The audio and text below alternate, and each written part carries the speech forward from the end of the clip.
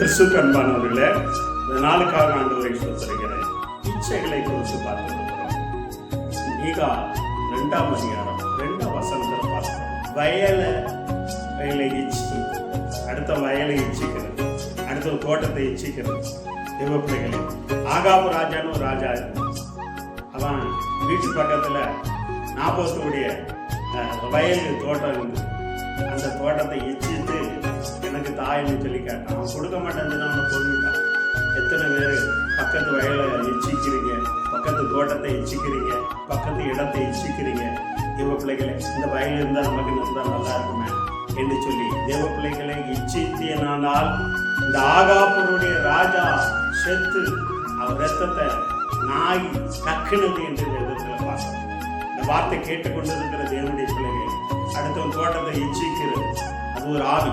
தேவ பிள்ளைகளே, அந்த தோட்டத்தை இச்சித்து அடுத்தவனுடைய கனியை இச்சிக்குது. எப்படி யாவாளுக்குள்ள அந்த கனியை ஆசையை காட்டி இச்சையை கொண்டு வந்து இதை சாப்பிட்டா நீங்க எப்படி ஆயிருங்க? கடவுளோ போல ஆயிருங்க. இது பிசாசுடைய வேலை. இச்சையை தூண்டுறது பிசாசுடைய வேலை.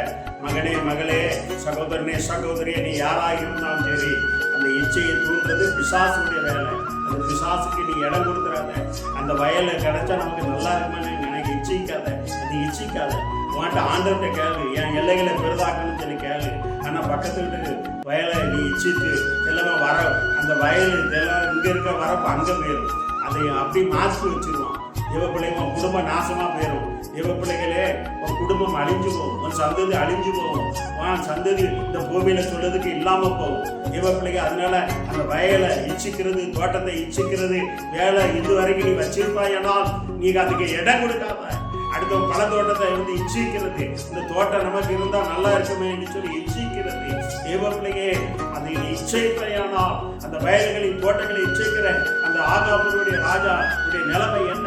எத்தனை பேர் ஆகாபு ராஜா இல்லை இன்னைக்கும் தேவ பிள்ளைகளை எத்தனை பகுதியில அடுத்த வயலை இச்சித்த குடும்பம் எல்லாம் கட்டவனா போயிட்டு தேவ பிள்ளைகளை அபகரித்து அடுத்த வயல் அபகரித்து வழி போட்டு எப்படியாவது என்னது பொய் பட்டா போட்டு எப்படியெல்லாம் பொய் பத்திரம் போட்டு எப்படி பல காரியங்கள் பண்ணுகிற வயலை இச்சித்து தேவ பிள்ளைகளே,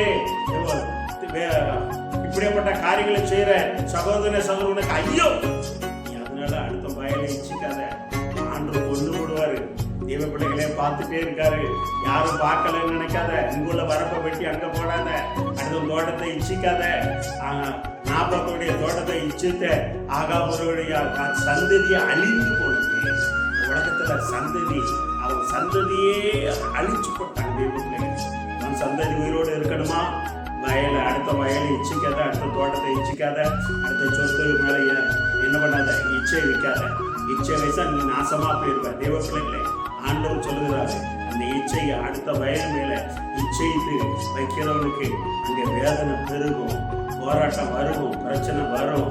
தேவப்பிள்ளை, அந்த இச்சைக்கு நீ இடம் கொடுக்காத முடியும். தேவ சமூகத்துல நீ ஒப்பு கொடுத்து ஒருவேளை இதுவரைக்கும் அடுத்த வயல் மேல, அடுத்த தோட்டத்து மேல, அடுத்த பழத்தோட்டத்து மேல, நீ அடுத்த இடத்து மேல நீ இச்சைக்கு வச்சிருந்தாயனா தேவ பிள்ளைகளே, இன்னைக்கு நீ ஒப்பு கொடு. ஆண்டவரே, நான் தெரியாம பண்ணிட்டேன்.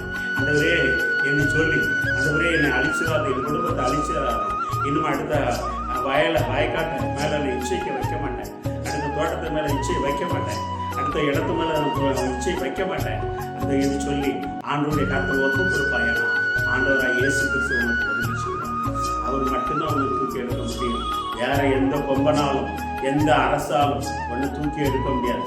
உன்னை ரட்சிக்கிறவர், உன்னை மீட்டு எடுக்கிறவர், உன்னை வந்து இந்த இச்சை நாவிலிருந்து தூக்கி எடுக்கிறவர் ஆண்டவராகிய இயேசு கிறிஸ்து ஒருவர் மட்டும்தான். இன்னைக்கு நீங்க ஒப்பு கொடுப்பாய்.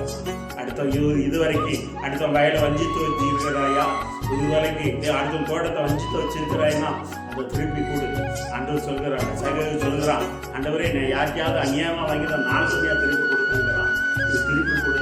ஆண்டவர் உனக்கு எல்லைகளை பெருதாக்குவா. நீ நினைத்து பார்க்க முடியாத காரியங்களை செய்வா. இந்த ஒரு சந்ததி இந்த பூமியை சுதந்திரத்துக் கொள்ளும்.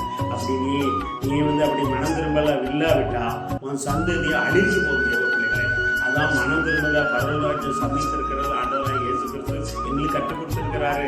நாங்க அதை தானே சொல்லிக்கிட்டு வருகிறோம். எல்லாருக்கும் மனம் திரும்புன்னு மதத்தை பரப்பல. மூளையை யூஸ் பண்ணு, படிச்ச முட்டாளா இருக்காத. மனம் திரும்பு. அடுத்தவங்க வயலை இச்சிக்கா இச்சித்தா நீ ஒப்புவிடு. அடுத்த வயல் அடுத்த தோட்டத்தை இச்சிக்க கூடாது. அந்த இச்சைகளுக்கு நான் இடம் கொடுக்கக்கூடாது. அது பிசாசு தூண்டுகிற வேலை. அடுத்த இடத்த வேலை இச்சையை வைக்கிறது அது பிசாசுடைய வேலை. அதுக்கு இடம் கொடுக்காத முடியும். விலக்கி காக்க முடியாது, எங்களை மீட்டெடுக்க முடியாது சொல்லிக்கிறோம். இந்த வார்த்தை கேட்டுக்கொண்டிருக்கிற ஒவ்வொரு மேலும் வல்லமை கடந்து வெகனும்